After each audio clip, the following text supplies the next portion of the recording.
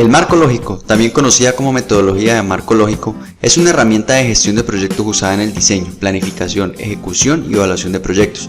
En este video te vamos a explicar qué es, para qué se realiza y cómo hacer tu proyecto de marco lógico en 10 pasos. La metodología fue desarrollada en 1969 por la USAID, que es la Agencia de los Estados Unidos para el Desarrollo Internacional, como respuesta a análisis de resultados de proyectos anteriores, donde se concluyó que había deficiencias y que era necesario crear una herramienta para mejorar los resultados de futuros proyectos. Posteriormente, organizaciones y entidades como el Banco Interamericano de Desarrollo BID, la Agencia de Cooperación Alemana para el Desarrollo GTZ y muchos gobiernos de Sudamérica y Caribe adoptaron el enfoque marco lógico. Muchas de estas adaptaciones generaron variaciones de la metodología, como la metodología SOP creada por la GTZ. Esto indica que el marco lógico es usado sobre todo en proyectos de desarrollo a nivel estatal o gubernamental. Sin embargo, algunas organizaciones privadas e instituciones educativas han comenzado a adoptar la metodología. ¿Pero qué es el marco lógico? Con la metodología de marco lógico consigues conceptualizar, planificar, ejecutar y controlar un proyecto con un enfoque basado en objetivos, comunicación entre involucrados y orientación hacia beneficiarios. Pero ¿cuál viene siendo entonces la diferencia entre matriz de marco lógico y la metodología de marco lógico? Es simple, el resultado de la metodología es la matriz, es decir, que la metodología está compuesta por una serie de pasos como lo son el análisis del problema, la estructura analítica, el resumen narrativo. En la medida en que vamos siguiendo los pasos conseguimos completar la matriz de marco lógico. Pero entonces, ¿para qué la matriz? La matriz es un resumen del proyecto, expone lo que se pretende con el proyecto y cómo se quiere hacer, junto a los supuestos que enfrenta y la forma de monitoreo y evaluación. Esto es vital cuando, por ejemplo, deseas presentar la esencia del proyecto a un potencial inversor. Algunos siguen el enfoque de marco lógico en 7 pasos, otros lo hacen en 15. Nosotros lo vamos a hacer en 10 pasos y el resultado será la matriz diligenciada completamente. El cómo de cada paso será profundizado en videos diferentes, es decir, habrá un video para cada paso. Allí te voy a mostrar las actividades y tareas para ese paso de la metodología. Si bien el ejemplo de marco lógico lo podríamos haber abordado con un proyecto de desarrollo social, como comúnmente se hace con instituciones educativas, en esta ocasión lo haremos con una empresa privada. ¿Por qué? Creo que para una metodología de esta complejidad y para quien tiene su primer acercamiento con ella, manejar un caso estudio donde no hace falta tener conocimiento de los temas que abordan una problemática social facilita la comprensión. Así pues, creo que este ejemplo te ayudará a conseguir unas bases sólidas en la metodología y por supuesto, es necesario profundizar un poco más, por lo que será necesario que revises los posts de Ingenio Empresa. El paso número 1 en la metodología de marco lógico es el análisis de involucrados. En este paso identificamos los grupos de actores que son tocados por el proyecto, bien sea directa o indirectamente.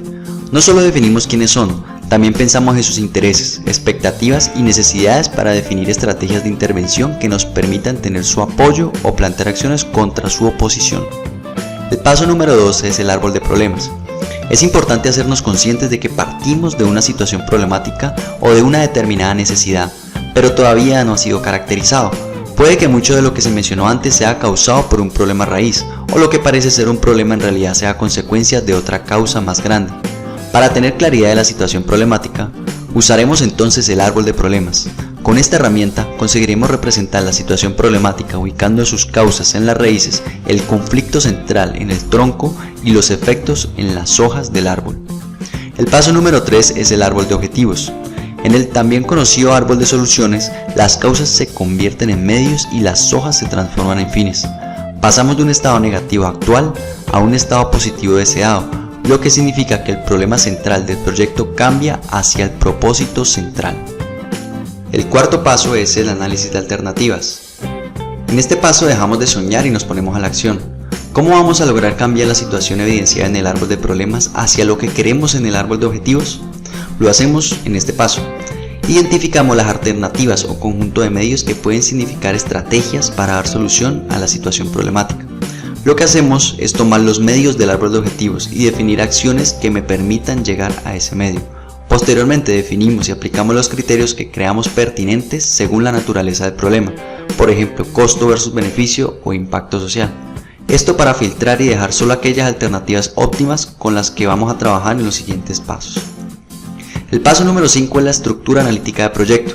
En este paso tomamos el trabajo del árbol de problemas y objetivos junto al análisis de alternativas para esquematizar la relación de la estrategia o alternativa óptima con los objetivos y acciones.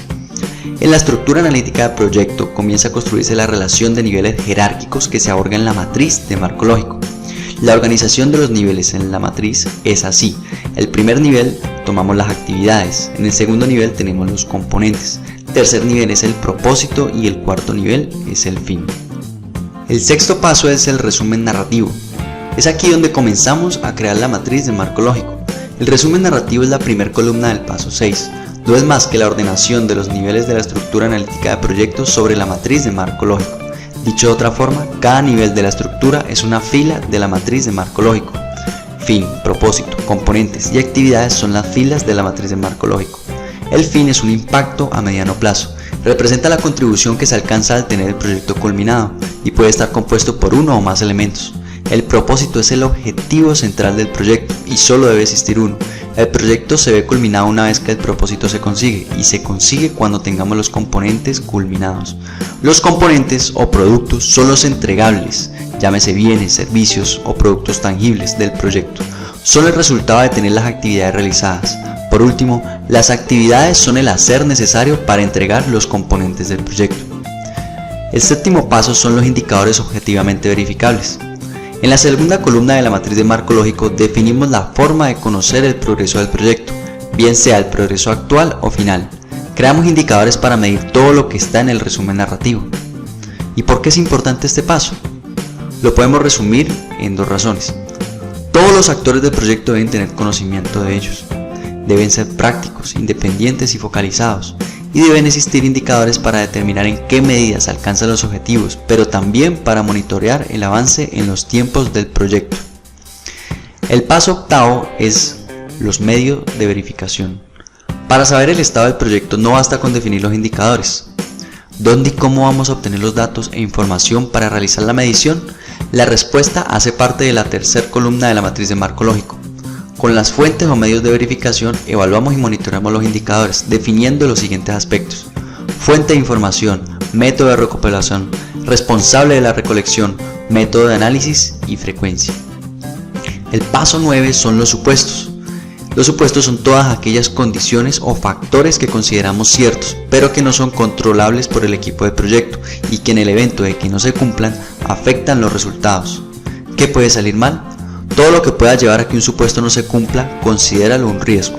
Por lo tanto, en este paso procuramos que los supuestos se cumplan, por lo que identificamos todo lo que puede salir mal antes de iniciar un ítem del proyecto o durante su ejecución.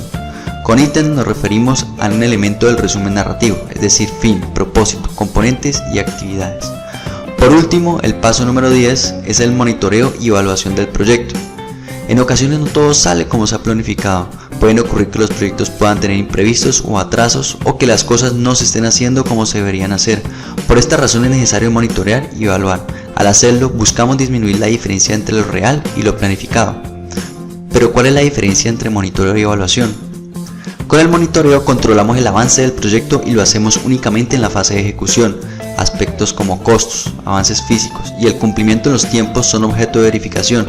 Asimismo, debemos informar a los involucrados sobre los resultados del monitoreo y tomar las acciones pertinentes para asegurar la continuidad y éxito del proyecto. Por lo tanto, en el monitoreo identificamos en qué medida se realizan las actividades a tiempo y al menor costo, es decir, eficiencia del proyecto, y se están produciendo los componentes y si se consigue el propósito, es decir, efectividad del proyecto. Para tomar acciones que corrijan el camino del proyecto, eso con respecto al monitoreo de seguimiento. ¿Pero qué viene siendo evaluación? La evaluación del proyecto significa poner un punto en el camino y pensar, ¿está funcionando el proyecto? Esta simple cuestión debe ser respuesta considerando una visión del conjunto del proyecto y no como algo específico. Para lo específico está el monitoreo. En cambio, en la evaluación hacemos una reflexión de lo hecho hasta el momento y de los resultados obtenidos, los que nos lleva a obtener conclusiones de alto nivel. Adicional a todo esto es necesario que entiendas dos conceptos muy importantes de los cuales hemos hablado sin mencionar su concepto real. La lógica vertical, que es una muestra de la validez en el diseño del proyecto. Con ella conseguimos analizar los vínculos causales que existen entre cada uno de los niveles de la columna de objetivos. En ella consideramos que el diseño, planificación del proyecto es válido cuando los componentes son el resultado de tener las actividades hechas y cada actividad es necesaria para conseguir los componentes. No hacen falta actividades y tampoco hay de más. Por otra parte, cuando se obtienen los componentes, se consigue el logro del proyecto. y conseguido el logro del proyecto, hay una contribución al logro del fin. Si tu proyecto cumple estas condiciones, tu proyecto está dotado de coherencia y congruencia. Siguiente paso vendría a ser la lógica horizontal, que es el concepto que debemos entender. Es un concepto que ya lo hemos explicado en los pasos anteriores, pero sin mencionar su nombre real. Los objetivos, indicadores y medios de verificación, así en ese orden, reciben el nombre de lógica horizontal. ¿Por qué? Porque los medios de verificación deben ser suficientes para lograr el cálculo de los indicadores, y el cálculo de los indicadores evidencia el avance actual y final en el logro de los objetivos finales. Mencionados los pasos y los conceptos, este es el caso de estudio que te propongo para el desarrollo de la metodología de marco lógico. Colusa Inc. es una empresa que presta servicios de alojamiento web. De un tiempo para acá, ha venido presentando mayor número de quejas y reclamos por parte de sus clientes. Esta situación ha impactado sobre las finanzas de la empresa y amenaza con reducir aún más su base de clientes. Además, la empresa se ha quedado con una infraestructura tecnológica obsoleta, mientras que sus competidores, que no son pocos, han modernizado sus servicios o se encuentran haciéndolo. En otras palabras, Colusa se ha percatado de que no está siguiendo las tendencias del mercado y eso está impactando en la prestación del servicio. Y por si no fuera poco, la empresa ha venido presentando renuncias masivas de sus empleados. Con esto claro, te propongo tratar esta situación problemática con un proyecto bajo la metodología de marco lógico.